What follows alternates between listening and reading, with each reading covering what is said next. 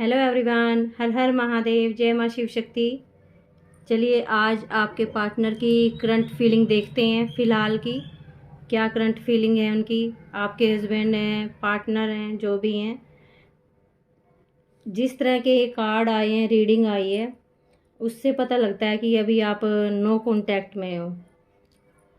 Bottom में 8 of wands का card आया है, मतलब आपके पार्टनर आपकी लाइफ में आना चाहते हैं। तो किंग कार्ड आए हैं आपके, king of pentacles, 7 of swords and justice. King of pentacles ये कार्ड दिखाता है कि पास्ट में आपके पार्टनर ने आपके लिए कोई भी रिस्क नहीं लिया, सारे एफर्ट्स आपने डाले हैं। ओके, कोई रिस्क नहीं लिया। अब वो जब आप नो कांटेक्ट में हो तो अब आपको वो छुप छुप के स्पाई करते हैं, देखते हैं अब आप क्या कर रहे हो, आपके ऊपर पूरी नज़र है। क्योंकि अभी फ़िलहाल के जो मैंने कार्ड निकाले हैं, इसमें थर्ड पार्टी की कोई कार्ड नहीं है, इसमें सिर्फ आपके पार्टनर की करंट फीलिंग है। तो और जस्टिस भी आया है, यानी कि जस्टिस तभी आता है जब पार्टनर ने पास्ट में बहुत गलत किया होता है, धोखे दिए होते हैं, छल कपट किया होता है, या थर्ड पार्टी सिचुएशन लेके आते हैं, तो जस्टिस तभी आता है। और ये जस्टिस आता है डिवाइन की तरफ से, जब पार्टनर आपको जस्टिस नहीं दे पाते। तो चलिए देखते हैं।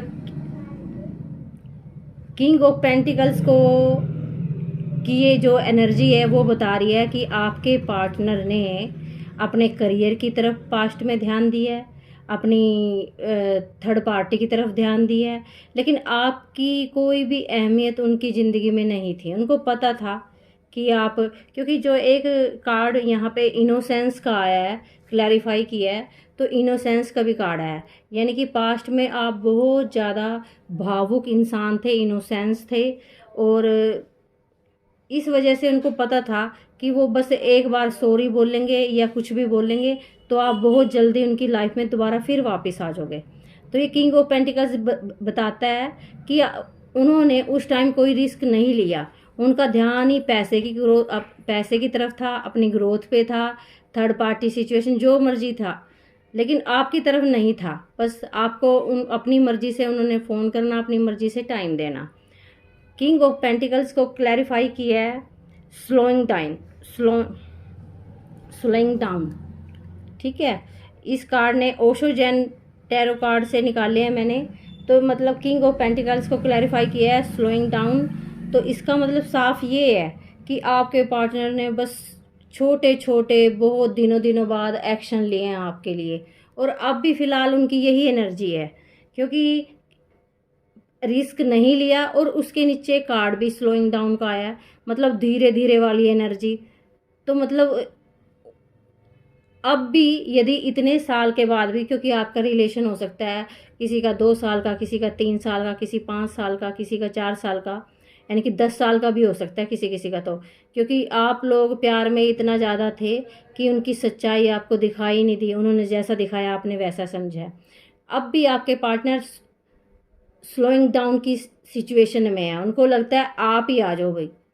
ठीक है, और जो पास्ट की जो चीज़ें की उनके बारे में आप कोई चर्चा ना करो, कोई बात ना करो, क्योंकि ये एनर्जी रेंगने वाली है, जैसे रेंग रेंग के आते हैं ना, रेंग रेंग के।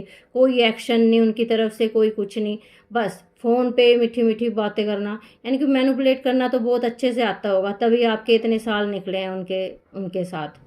ये स्लोइंग डाउन की एनर्जी है जो रेंग रेंग के आती है, और इससे साफ पता लगता है, क्योंकि ये दोनों कार्ड जब आए हैं ना, king of pentacles slowing down, यानी कि रिस्क भी नहीं लेना, और आएंगे तो छोटा मोटा ऑफर भी दे सकते हैं, छोटा मोटा गिफ्ट दे दिया आपको स्लोइंग डाउन की एनर्जी में, मतलब रेंग रेंग के आना, ज़्यादा खास कोई एनर्जी नहीं है, मतलब बस आना तो चाहते हैं, क्योंकि बॉटम का कार्ड आया 8 ऑफ वंड्स, आना तो चाहते हैं। हो सकता है आपके पास कॉल मैसेज भी करते हो, आपने ब्लॉक किया हो, दूसरे नंबर से कॉल मैसेज करते हो, तो आना तो चाहते हैं वो, ठीक है, लेकिन अपनी शर्तों पे। उसके बाद कार्ड आया है 7 ऑफ सोर्ड्स, मतलब आपके पार्टनर आपको छुप छुप के स्पाई करते हैं, उनकी जो भी आपका सोशल अकाउंट है उसको, मतलब उनकी पूरी नज़र है उनकी आपके ऊपर। आप क्या कर रहे हो, किस टाइम जा रहे हो, कॉलेज में जा रहे हो, स्कूल में जा रहे हो, कहाँ से आ रहे हो, तो मतलब सोशल मीडिया, फ़ोन, फेसबुक, इन सब पे उनकी पूरी नज़र है भाई। ठीक है, तो 7 ऑफ सोर्ड्स मतलब उनकी पूरी नज़र है आपके ऊपर, स्पाई करते हैं। थोड़ा सा आपने ध्यान रखना है भाई अपना। और इसको कार्ड को क्लैरिफाई किया है अंडरस्टैंडिंग कार्ड ने ओशो जैन टैरो से। तो ये 7 ऑफ सोर्ड्स के नीचे आया अंडरस्टैंडिंग का कार्ड। ये दिखाता है भाई कि आप, हो सकता है जब आप अपने पार्टनर के साथ थे एक पिंजरे की एक कैदी की तरह थे भाई, क्योंकि आपको ना तो आपको कमेंटमेंट उनसे मिल रहा था, ना उनसे आपको कोई भी मतलब, आपको अंदर से ही फीलिंग आ रही थी कि वो आपके साथ होते हुए भी आपके साथ नहीं है। और आपको शक भी था उन पे कि इनकी ज़िंदगी में कोई ना कोई थर्ड पार्टी है, फैमिली भी इशू भी हो सकता है और रोमांटिक थर्ड पार्टी भी। क्योंकि ये कार्ड दिखाता है कि उन्होंने आपको एक कैदी वाली आपकी सिचुएशन बना दी उन्होंने। जिस तरह हो सकता है आप इस तरह के भी इंसान हो कि घूमने फिरने वाले, और आपने उन पे सब कुछ लुटा दिया, अपनी एक आज़ादी को, अपने लिए मतलब कुछ भी काम ना करना, अपने लिए ना सोचना, सबसे पहले पार्टनर के लिए सोचना, या खाना बनाना उनके लिए, लेके जाना उनके लिए। ठीक है, सबसे पहले उनके लिए सोचना। हो सकता है आप उनके लिए बहुत ज़्यादा पूजा पाठ दुआएं भी की हैं आपने। तो ये कार्ड दिखाता है कि आप एक कैदी की तरह थे। तो डिवाइन आपको ज़्यादा ये भी बोल रहे हैं इस टाइम, अंडरस्टैंडिंग के कार्ड इस पक्षी के तरह हैं कि आपने उस पिंजरे से आप बाहर निकले हो। ठीक है, और ये भी हो सकता है क्योंकि आपके पार्टनर आपको छुप छुप के स्पाई करते हैं, तो उनको लगता है कि अब आप आज़ाद हो गए हो। ठीक है, क्योंकि आप उनकी बातें नहीं मानते, पहले की तरह आप उनके पीछे पीछे नहीं भागते, तो आपने पिंजरे में से अपना मतलब जो आप कैद थे वो उनकी कैद से आप छूट गए हो, तो उनको ये लगता है। ठीक है,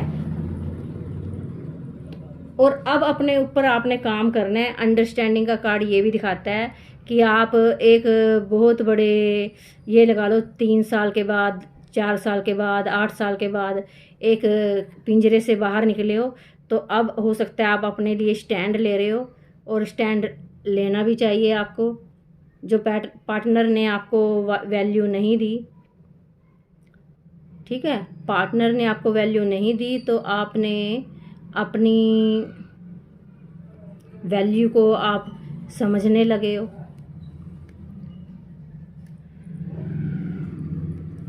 थर्ड कार्ड आया जस्टिस का, यानी कि इसका साफ मतलब है कि आपके पार्टनर ने आपके साथ जस्टिस नहीं किया।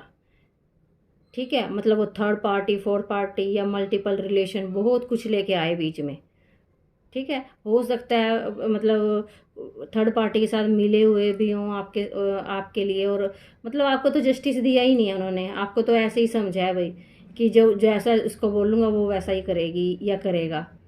ठीक है, तो ये जस्टिस आप डिवाइन लेके आए हैं। हो सकता है आपको उनकी सच्चाई, असलियत आपको पता चली है, थर्ड पार्टी पता चली है, या उनके जो इरादे थे उनको पता चले हैं, या आपको सारी चीज़ें फील तो पहले भी थी आपको, लेकिन प्यार में ज़्यादा थे इसलिए आप उन चीज़ों को नहीं मान रहे थे।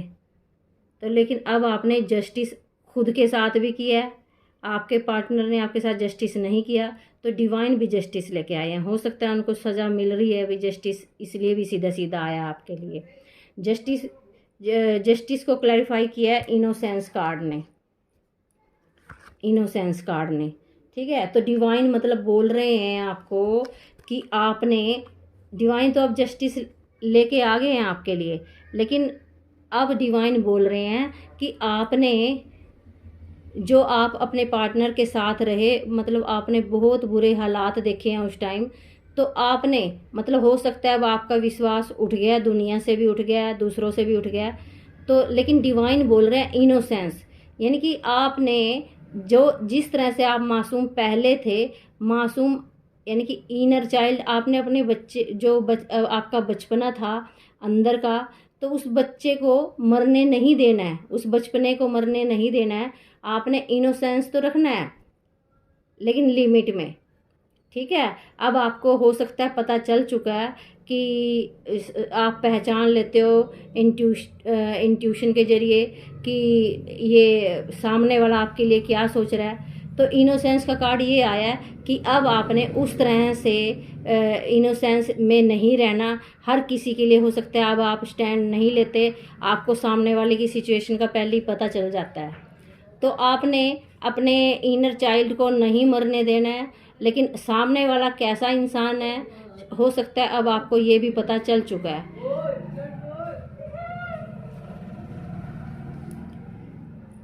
तो ये थी आज की आपके पार्टनर की करंट फीलिंग।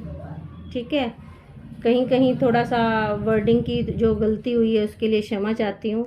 बाकी रीडिंग आपसे रेजोनेट करती है, आप कमेंट बॉक्स में ज़रूर बताना। जितनी रेजोनेट आपसे करती है उतने आप लीजिए, बाकी दूसरों के लिए छोड़ दीजिए। हैप्पी रहिए अपने घर वालों के साथ। हर हर महादेव, जय माँ शिव शक्ति।